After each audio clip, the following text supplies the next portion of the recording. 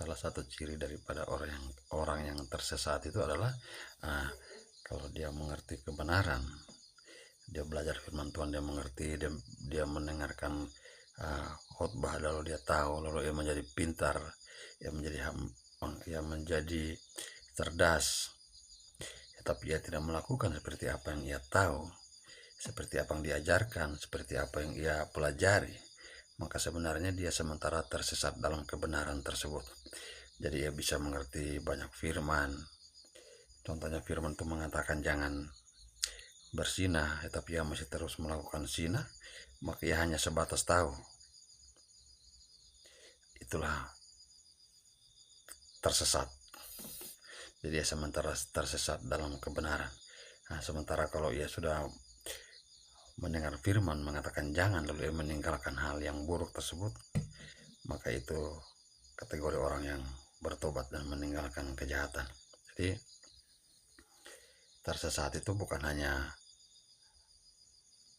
dialami atau terjadi pada orang-orang yang tidak mengenal kebenaran, orang-orang yang belum mengenal kebenaran, tapi justru bisa terjadi kepada orang-orang yang sudah mengerti dan mengenal kebenaran. Jadi pentingnya pertolongan Roh Kudus dalam kehidupan saya dan saudara, sehingga kita bisa tahu bagaimana mengendalikan diri, mengendalikan sikap, mengendalikan tutur kata. Kita bisa tahu bagaimana kita harus bertindak dalam pertolongan Tuhan, sehingga kita tidak tersesat dalam kebenaran. Kadang-kadang mungkin menyakitkan dikala kita harus melakukan kebenaran itu, bahkan bisa sangat menyakitkan, tapi kebenaran itu baru akan berdampak dalam kehidupan saya dan saudara di saat kita mau melakukannya. Jadi walaupun menyakitkan, tapi kalau kita mau melakukannya, kita baru akan tahu kenapa Tuhan suruh kita melakukannya. Contohnya kasih dalam standar Tuhan Yesus.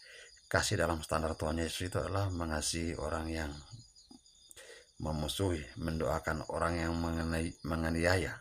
Dan itu standar kasih yang sungguh sangat menyakitkan untuk dilakukan. Tapi kalau kita mau melakukannya, kita baru akan tahu kenapa Tuhan suruh kita melakukannya. Akan ada dampaknya di sana yang akan kita alami, kita rasakan. Jadi simpelnya itu adalah taat kepada firman Tuhan, supaya dan ketaatan itu sendiri akan bisa terjadi kalau kita mau meminta pertolongan Tuhan. Jadi kita tidak bisa taat dengan sendirinya tanpa pertolongan Tuhan. Sebab Salomo dalam kepandaiannya pun juga dalam kepintarannya ia begitu berhikmat, tapi ia bisa jatuh dalam dosa.